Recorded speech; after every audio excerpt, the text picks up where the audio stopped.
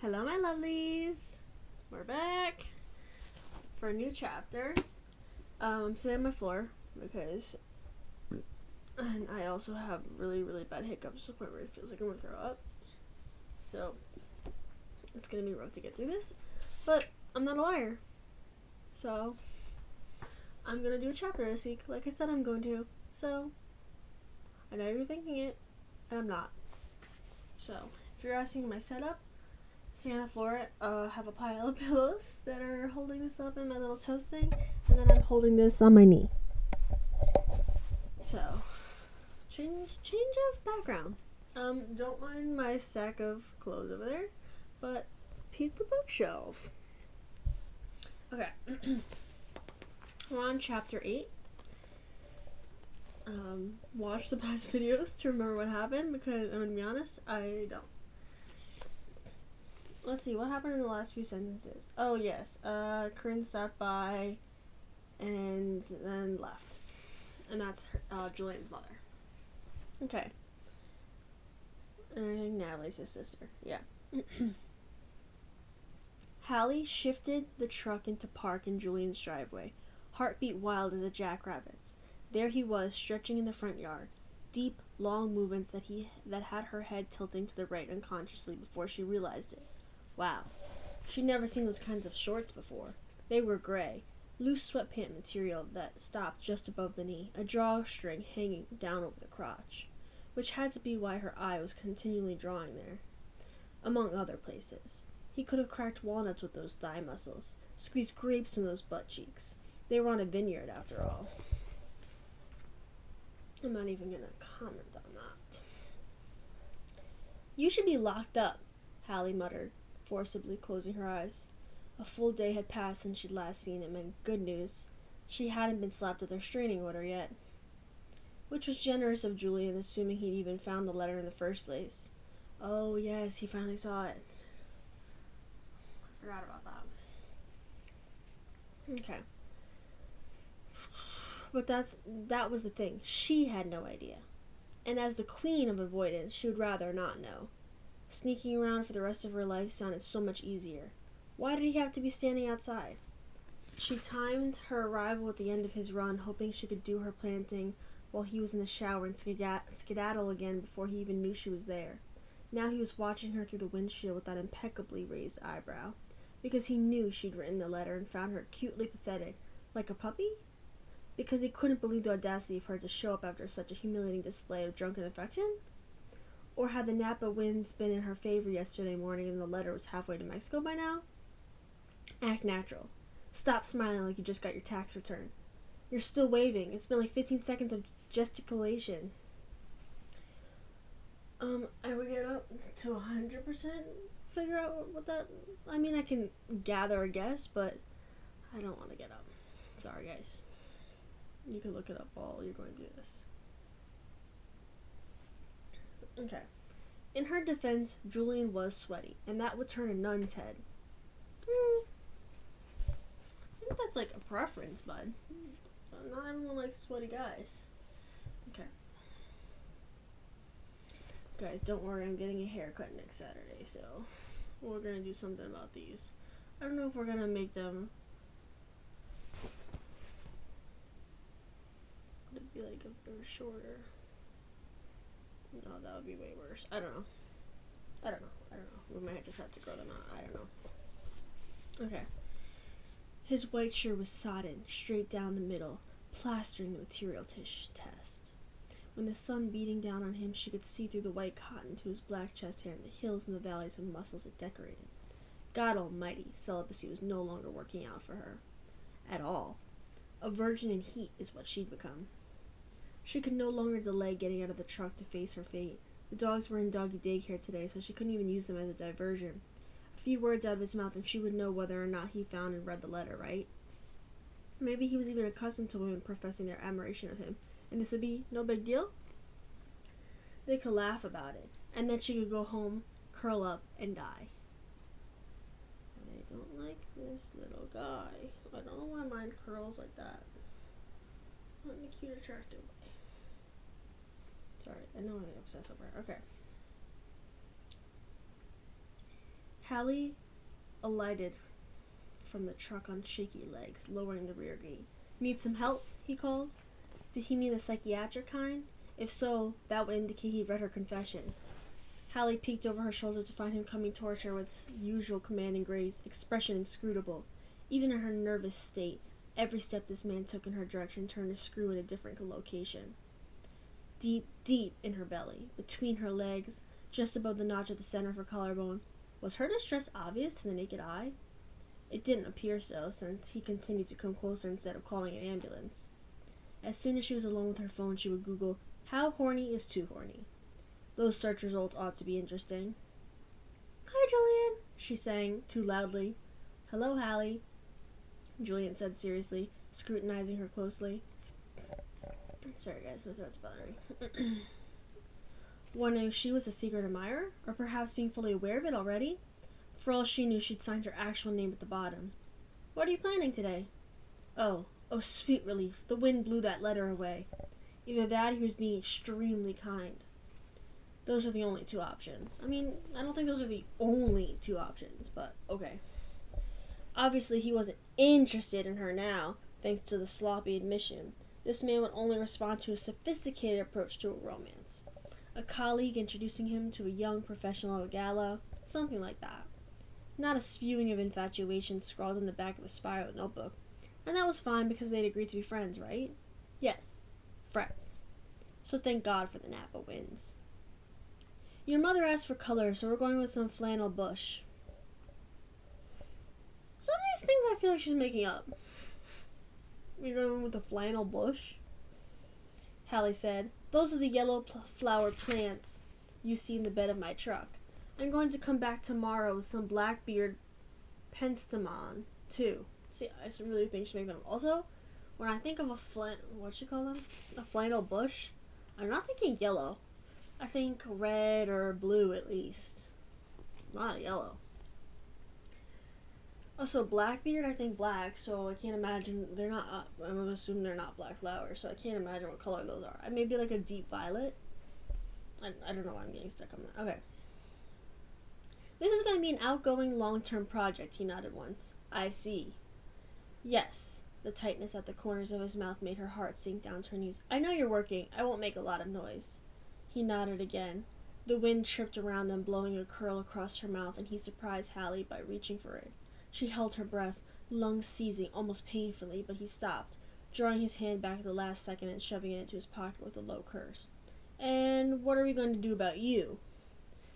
"Breathe before you pass out." "Me?" "Yes?" And that word hung so long in the air she swore she could see the outline of those three letters. Y-E-S. "You're more disruptive to me than the dogs," he said, almost so quietly that she didn't hear him. "Hallie." That grinding snap of her name was the equivalent of fingertips raking downward over her breast. Was he admitting to being attracted to her? Like, out loud? Between that and him almost touching one of her curls, she was in imminent danger of passing out from sheer shock and happiness. "I can't do anything about that. Sorry," she whispered. "However, I'm not sorry that I spent last night watching Time Martians on. So you really believe the government is hiding an entire extraterrestrial colony in New Mexico?" "I do not believe any such thing," he murmured, leaning closer, so close she was beginning to grow dizzy. "As I said, they were very liberal with the editing button." Excuse me. Like, I don't know how I got my hiccups going, but now it's like, feels like something's stuck in my throat. "You're definitely on a watch list nonetheless," she breathed. He hummed in his throat. "Did it make you smile? Watching the documentary? How could one man be so magnetic? So much that my face hurt afterward." A muscle popped in the history professor's cheek. His right hand flexed at his side, and then he forcibly withdrew from the intimacy of their conversation, so abruptly that she almost staggered under the sudden absence of it. "Good."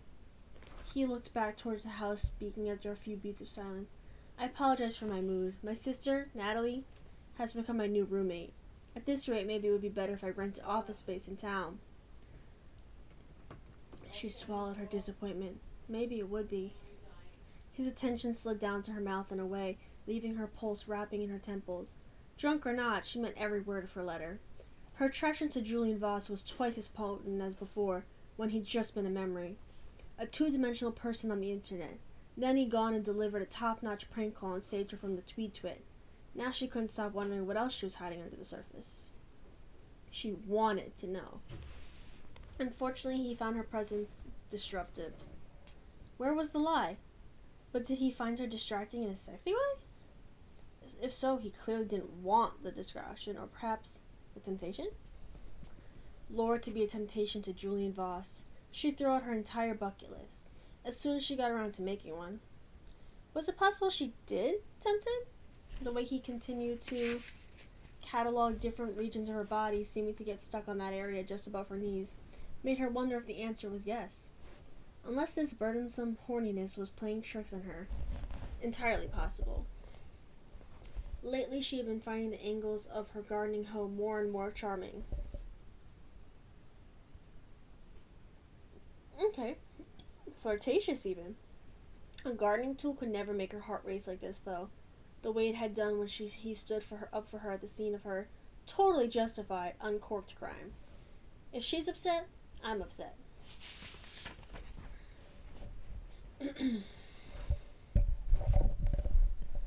Hallie found herself staring into the space at the oddest times, repeating those words, wondering how seriously he meant them or if he'd just been trying to defuse the situation as quickly as possible. It scared her how much she wished for the former. Wished for a man this good and honest and valiant to care about her feelings. Enough to not want them hurt. She waited for Julian to leave, to go back into the house, and he seemed on the verge of doing so at any second, but he never made the move, simply continuing to study her as if she were a riddle. So, Hallie cleared her rust from her throat. Natalie's visit wasn't planned? He scoffed, crossed his wrist at his back. No, God forbid anyone have a plan.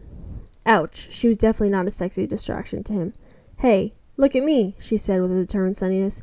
Here before the kickoff of your fanatical writing sessions. His eyes narrowed slightly. Did you plan that? No? That would mean she'd been paying way too close attention, huh? My day just kind of started earlier than usual. A squirrel in the backyard set off a howling event before the crack of dawn, and I figured since I was already awake, might as well plan some things.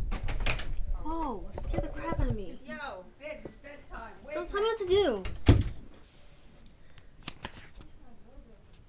And so, he said in a very professional tone, without the squirrel's intervention, I'd have been here around dinner time. She hefted one of the larger bushes, taking a moment to smell a yellow bloom. Between noon and 7, at least. You're a menace. He took the bush from her hands, jerked his chin at the rest of the lot as if to say, I could take another one. No, Natalie showed up out of the blue. We didn't know she was coming from New York. Grooves formed on either side of his mouth as he glanced back towards the house. She didn't seem to know she was coming. Didn't say why? A break from work. No further details. Hallie hid a smile, but he caught it and raised a questioning eyebrow. Is it gnawing at you? She asked, the vagueness of it all. That smile suggests you've answered your own question. And again, his gaze dipped to her mouth, but this time it lingered twice as long. Then again, you're usually smiling. He'd noticed her smile. Unless I'm masterminding a cheese heist, she responded breathlessly. Yes, unless that, he said quietly, brows pulling together. That man hasn't gone near you again, has he? His dangerous, almost protective tone of voice made her fingers dig into her palms. In a way, he claimed her as a responsibility, someone to look out for, because that was just totally so Julian Voss, wasn't it?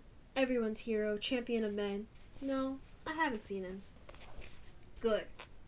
Trying and failing not to feel flustered, Hallie picked up the other bush and they walked towards the front yard side by side, their shadows stretching on the grass to highlight their differences in height. The companionable feeling of carrying... Jesus Christ, this is a long fucking chapter. Sorry. Throat's fucking dry. Trying and failing not to feel flustered, Hallie picked up the other bush and they walked towards the front yard side by side, their shadows stretching on the grass to highlight their difference in height. The companionable feeling of carrying plants with Julian made fizz pop in Hallie's bloodstream. Man, oh man, she had it so bad. For a split second, she even felt. I don't know what she. I need to look this up because I don't like this word and I feel like it's a weird one and I don't know what that means. For a split second, she even felt a niggle of regret. Wiggle with an N. A regret that he wouldn't see the letter. God knew she'd never have the courage to say those words in person. She swallowed. Your mother must be thrilled to have both of her children home, though. A humorous laugh. I guess you could say it's complicated. I know a little bit of complicated relationships with mothers. Her gait faltered slightly. By the way, gait means the way she's walking. Did she just bring up her mother? Or out loud? Maybe because she'd been having digital one-sided conversations with Julian's face on YouTube for so long, she'd forgotten this one was real. Or perhaps talking to him in person seemed surprisingly easier than it was when she fantasized about them riding through a misty vineyard on horseback. Whatever the cause, she'd said the words. It was done, and she certainly didn't expect him to turn with such rapt attention, as if she'd shocked him with something less than teasing or small talk about flowers. How do you know? He asked, setting down the bushes. He took hers and put it on the ground as well. Does your mother live in St. Helena? She grew up here. After high school, she ran away to Los Angeles. That's where I was. Her face heated, definitely turned red, and he watched it all happen with a small, fascinated smile. I was conceived there, apparently. No further details. The vagueness of it all, he said, echoing her early words. Yes, she said on a big breath. She tried raising me on her own. We came here from time to time when she needed to recharge, or long enough to soften up my grandmother into loaning her some money. Then we'd be off again. By the time I reached high school, she finally admitted I would be better off here. I still see her every couple of years, and I love her. Hallie wished she could rub at the discomfort in her throat, but didn't want him interpreting the action, or chalk it up to pain that had been building over a lifetime. But it's complicated. A low grunt from Julian. Why do I get the feeling you're giving me the cliff notes? Maybe I have, maybe I haven't. Hallie tried to smile, but it wobbled. The vagueness of it all, she tacked on, in an almost whisper. Julian stared at her long enough that she started to fidget. What? She finally prompted. He shifted, drawing those long fingers through his hair. Oops.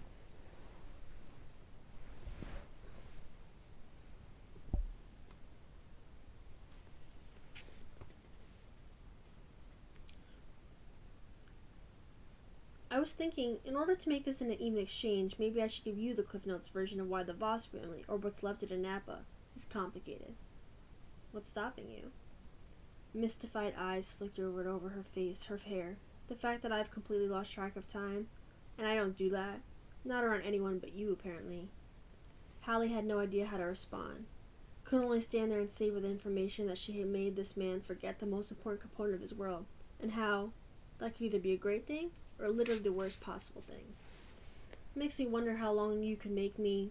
He dragged the bottom lip through his teeth while seemingly transfixed by the pulse on her neck. Lose track of time. That pulse sped up like a sports car on an open road. I have no idea, she murmured. He took a step closer than another, a muscle bunching in his cheeks. Hours, Hallie? Days? A raw sound ground up from his throat, one hand lifting to run a single finger down the side of her neck. Weeks? Do I just jump in now? What was the alternative option? Because her thighs were actually trembling under the onslaught of his full intensity. That exploring gaze. His deep, frustrated tone of voice. Before she could fully convince herself they were talking about the same thing. Sex, right? Behind her, a shout went up from the vineyard, and they both turned, watching the tops of several heads move down the horizontal rows, all gathering in one place. She turned back to Julian and found him frowning, his chest lifting and falling a lot faster than usual.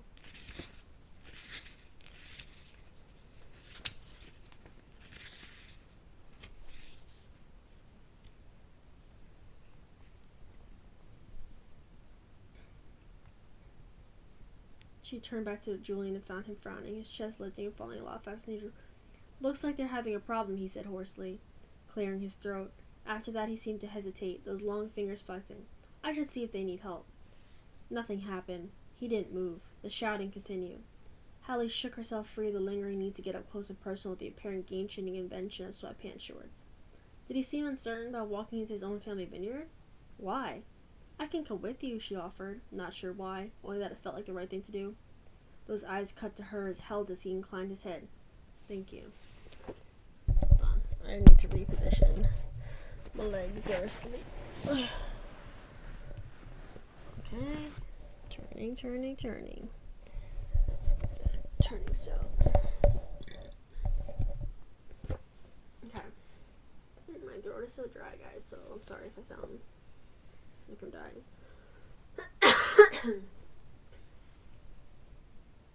And I was thinking, Sam, get a glass of water. Sam, you look tired. I am, but I made a promise I'm still. The only thing is this chapter's the longest chapter of my entire life. 1, 2, 3, 4, 5, 6,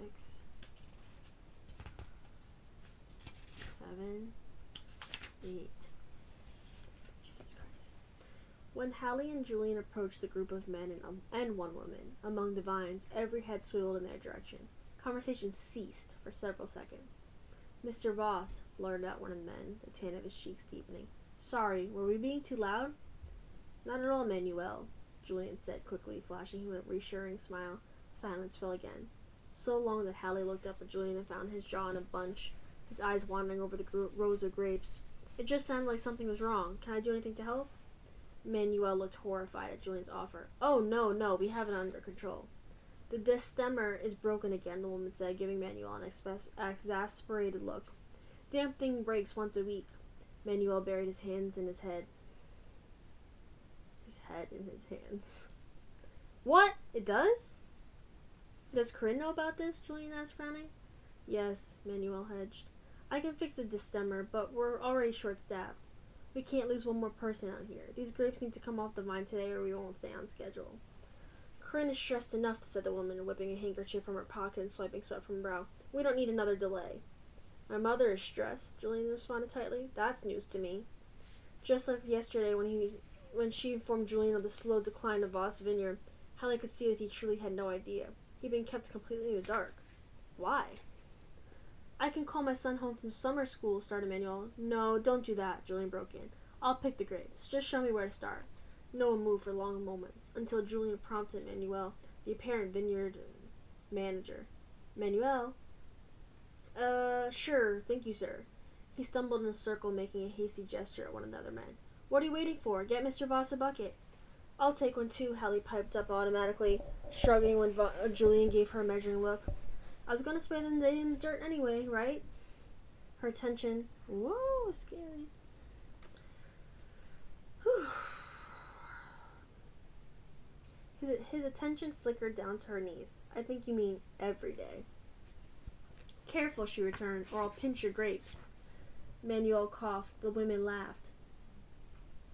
It was tempting to go on staring at Julian's eyes all day, especially now when they were sparkling with that elusive humor, but Manuel gestured for them to follow, and they did, trailing behind him several yards into the vines. This is where we left off, Manuel said, gesturing to a half-baked section. Thank you. We'll have the destemmer up and running in time for the grapes to come in. No need to thank us, Julian said, hunkering down in front of the vines. He stared at them thoughtfully for a moment, then glanced back at Manuel. Maybe we could sit down later and you could let me know what else around the vineyard needs attention. Manuel nodded, his shoulders drooping slightly with relief. That'd be great, Mr. Voss. The manager left and they got to work, which she would have done much faster if Julian Voss wasn't kneeling beside her in sweaty clothing with a bristly jaw, his long, incredible fingers wrapping around each grape and tugging. Lord, did she experience that tug everywhere. Hide your gardening tools. The quality of these grapes is not what it should be. They've overcropped, Julian said, removing a cluster of grapes from the vine, holding out to Hallie. See the lack of maturation in the cane? They weren't given room to breathe. His professor voice sounded so different out in the open like this, as opposed to pumping from her laptop speakers. Hey, I just drank the wine, she murmured, wetting her lips. I don't know the intimate details. He had the nerve to smirk at her while adding the grape cluster to his bucket. You are one of those professors who gives a test review that covers nothing that ends up being on the actual test, aren't you? His gaze zipped to her with something close to surprised amusement. The entire body of material should be studied. Ugh, he's one of those. Like, Why are you purposely trying to make people's lives harder? Okay. I thought so, she drawled, trying not to let it show how flushed and sensitive his attention made her skin. Classic Jeopardy enthusiast move. He chuckled, and she couldn't help but marvel at how different he looked in this setting. At first, he'd been tense, but he relaxed the longer they moved down the row in tandem, plucking grapes from their homes. What did you do after high school? He asked her. Okay. Soup's random. Stayed right here. Went to Napa Valley College. By then, my grandmother had already made me a co-owner of Rebecca's Bloom, so I needed to stay close. He hummed. Did you have professors like me in school? I doubt there are any professors exactly like you, but I could usually tell on the first day of a semester which classes I would be dropping. Really? How? Hallie sat back on her haunches. Cryptic comments about being prepared or understanding the full scope of the course material. That's how I knew their tests would try to trick us. Also that they were most likely sadists in their spare time. His laughter was so unexpected. Hallie's mouth fell open. She'd never heard him laugh before. Not like that. So rich and resonant and deep. It appeared he'd startled himself too, because he cleared his throat and quickly returned his attention to the vine. It's safe to say you would have dropped my class. She shifted on her knees beside him, still awash in the sound of his laughter. Probably. Yeah, right. She'd have sat front and center in the first row. More likely I would have dropped you the 10th time you showed up late. Now it was her turn to smirk. Actually, I managed to make it to most classes on time. Obviously with some exceptions. It was easier back then. My grandmother wasn't a very strict person, but she crossed her arms and looked stern while I set my alarm. I made the effort because I couldn't stand disappointing her. The rest of her explanation hung unspoken in the air between them. Showing up on time no longer mattered because she had no one to disappoint. No one but herself. That thought made her frown. It helps me to write my schedule down too, he said. I would have liked her. What happens when you don't write down your plans? She asked. Just looking. Did I even crack a page at this point? Okay.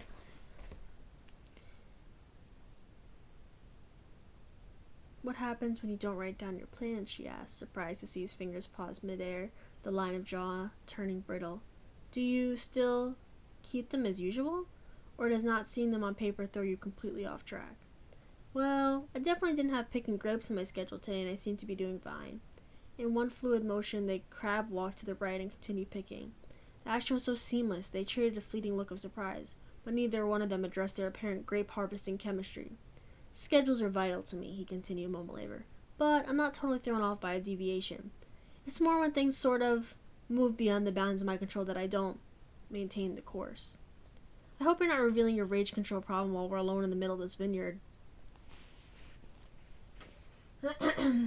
Rage control, he scoffed. It's not like that. It's more of an attack of nerves, followed by the sort of opposite. I just check out. In this case, I did it when my family needed me most. Panic attacks. That's what Julian was getting at, and it was telling that he couldn't call them by their proper name. Was he simply irritated by something he saw as a weakness, or was he in denial? Why not both? That must be why your colleague's breakdown affected you so much, she said, worried she was overstepping, but unable to help it. Not when they were side by side like this, hidden from the rest of the world by 6-foot vines. And she wanted so badly to know the inner workings of his mind. This man she'd been fascinated by for so long. He was nothing like she expected either.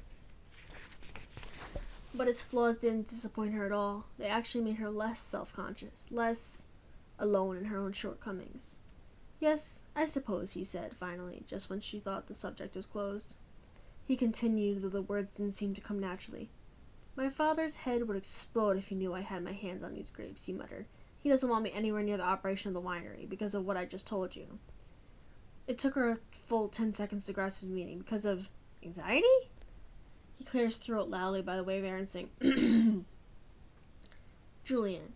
Her hands dropped to her bent thighs. That's the single most ridiculous thing I've ever heard in my life. You didn't see me. That night, the fire, what came after, used his shoulders to wipe away a bead of sweat. Remaining silent for a moment. He's well within his rights to ask me to keep a distance. This morning the destemmer breaks down. Tomorrow there'll be a lost shipment and an angry vendor pulling out. This is not for someone with my temperament, and he did the hard thing by pointing it out. What happened the night of the fire? I'd rather not, Hallie. She tamped down her disappointment. That's fine, you don't have to tell me. But look, you handled the broken destemmer just fine. You filled the need as efficiently as you do everything else. Okay, it sounded like she'd been paying way too much attention. Sort of like a secret admirer, right? Or at least that's how you seemed to me. Efficient, thoughtful. She swallowed the wild flutter in her throat. Heroic, even. Thankfully, he didn't appear to pick up on the notes of swooning admiration in her voice. Instead, a trench formed between his eyebrows. I think my mother might need help. If she does, she's not going to ask for it. He pulled down a grape cluster, studying it with what she could only assume was an expert eye.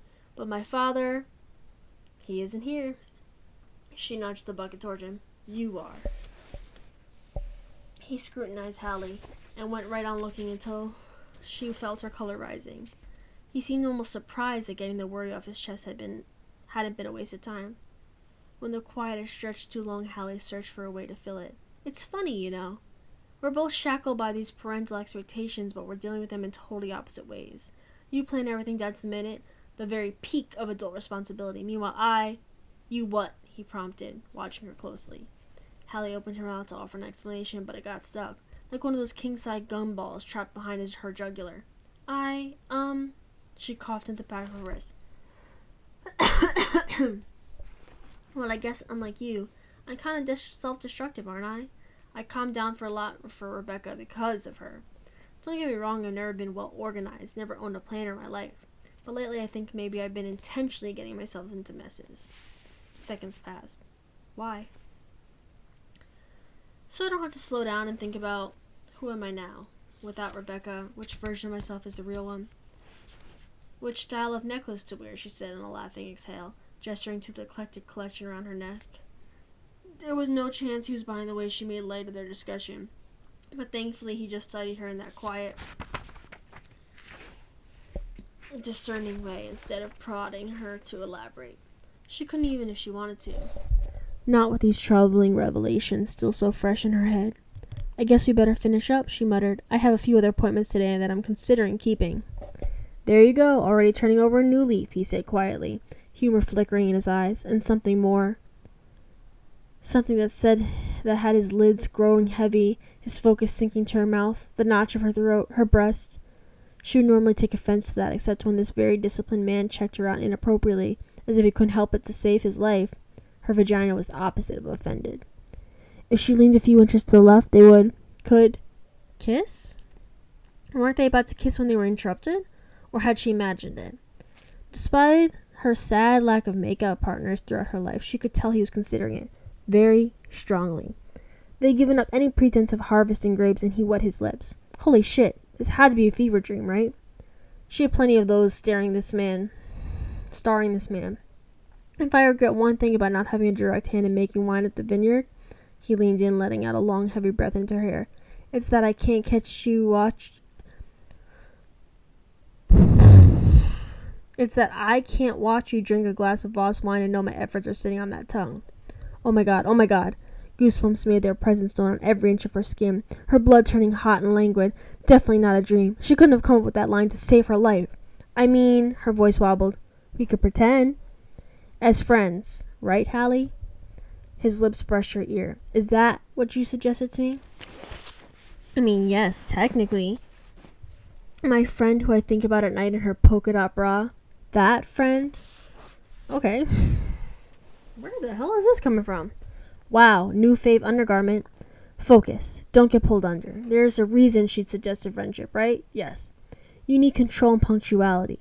His teeth closed around her ear, bit lightly and licked the spot, leaving her moaning, her fingers itching to rub her sensitive nipples through the front of her shirt. I'm like a leaf blower to those things. Oh, I'm well aware. I wish I could remember that when I look at you. Hallie's ears echoed with the beats of her twisting heart. How could she do anything but kiss this man who was equally incredible in the past and present? How? She turned her head slightly to the left, and his mouth skated across her cheek, getting closer. This was it. Finally, she was going to kiss Julian Voss, and he was even better than her memory. But there was something about the setting that tugged hard at her memory. The last time they almost kissed was right here in this very vineyard, a moment that had ruined her forever. and he didn't even recall it. Still. Didn't she have more pride than to pucker up after he implied without words that she was so forgettable? Yes, she did. Not to mention, she was reeling a little bit after her trip down self-discovery lane. Her frame of mind was scattered, enough to act in character to do something she might possibly regret, like give in to her attraction to Julian while her disappointment over his lack of memory still jabbed sharply upward beneath her skin. After acknowledging the root of her recent behavior, she was too aware of those faults to indulge in them now. If he just remembered her, maybe she could justify turning her head that final inch. Meeting his lips, parted lips with her own. But while he regarded her with enough lust to power Canada, there wasn't any of the recognition she needed to make this okay. Furthermore, she didn't know if she wanted to be this man's leaf blower. Any kind of relationship with her would be bad for him, wouldn't it? Even if it was strictly physical, did she want to be bad for him? I better go, she said, questioning her decision more with every passing moment, especially when the fingers of his left hand curled on the dirt, as if restraining himself from reaching for her. See you soon, Julian. Yes, he rasped, visibly shaking himself.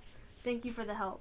Of course, Hallie started to pick her way down the row, but hesitated, looking back to find the professor watching her from beneath two drawn brows. The last thing she wanted is to walk away and leave things awkward or heavy when talking to him and unlock something big, when he'd shared so much with her in return. Hey, Julian? Yes?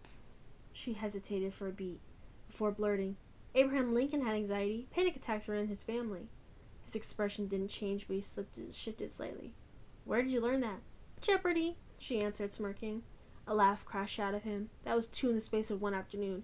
She held it to her chest like a cozy sweater, sort of wishing she'd let go of her pride and kissed him after all. What was she going to do about her feelings for this man? You watch? He asked. She turned and walked away, calling over her shoulder. I've caught it once or twice. His chuckle was lower at this time, but she could feel his gaze on her back, following her out of the vines.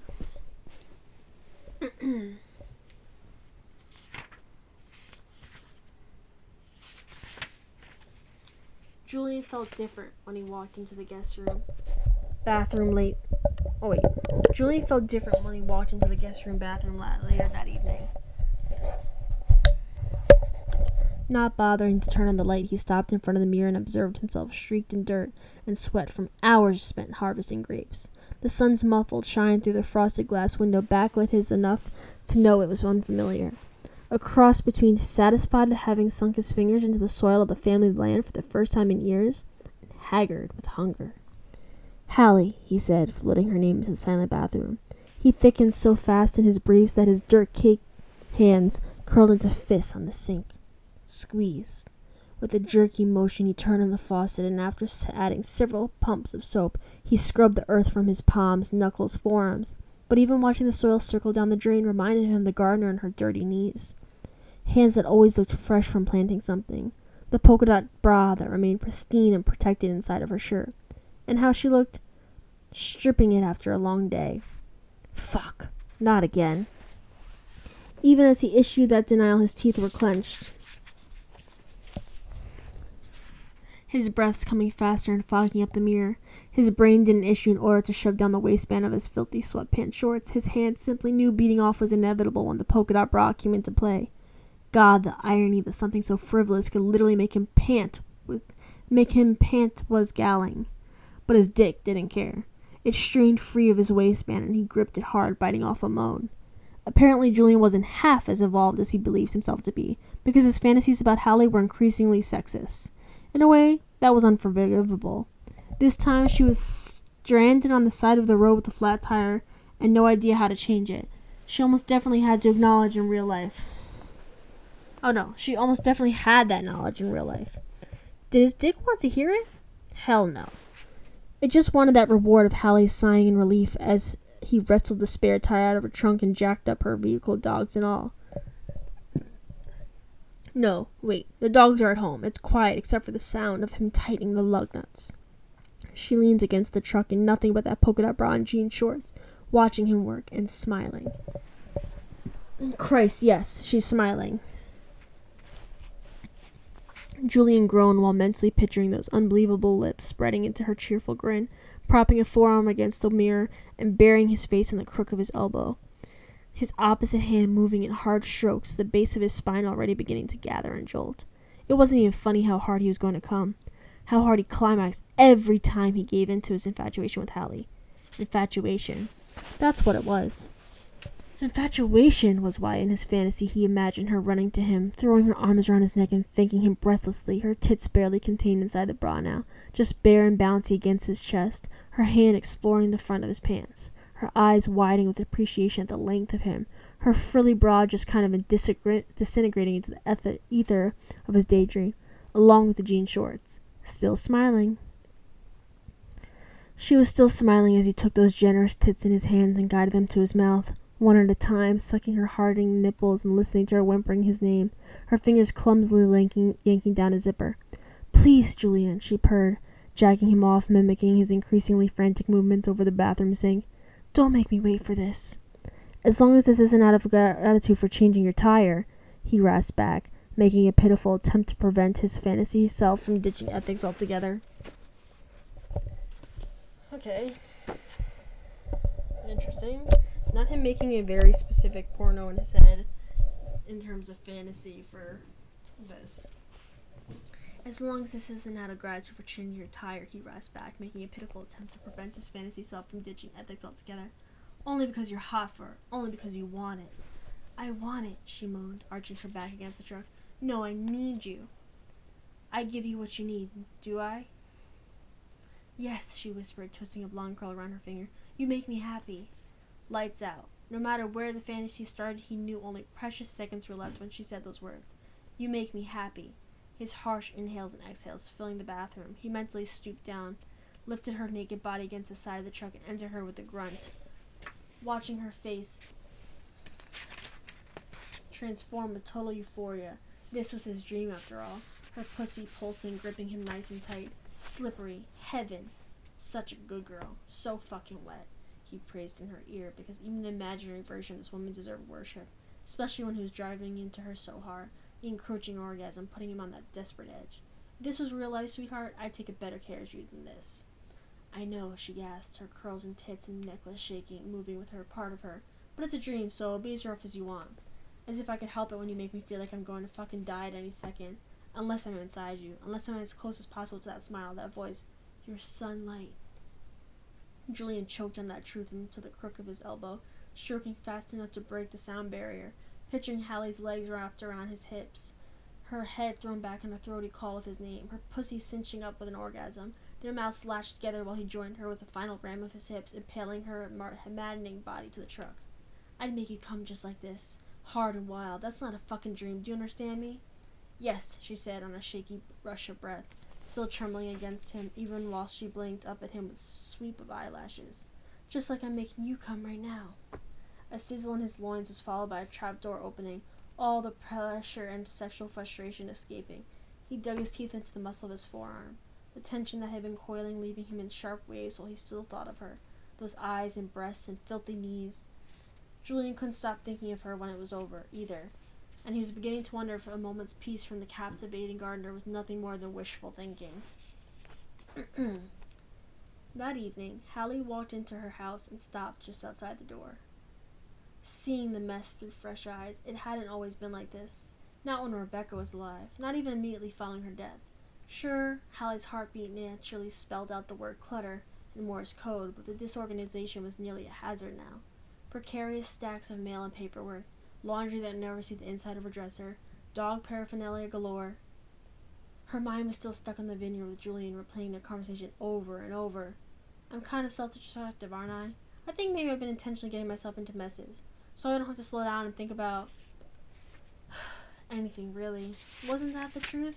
As long as the whirlwind of trouble continues to spin, she wouldn't have to figure out how to move forward. And as who? As Hallie, the dutiful granddaughter? As one of the many personalities crafted by her mother?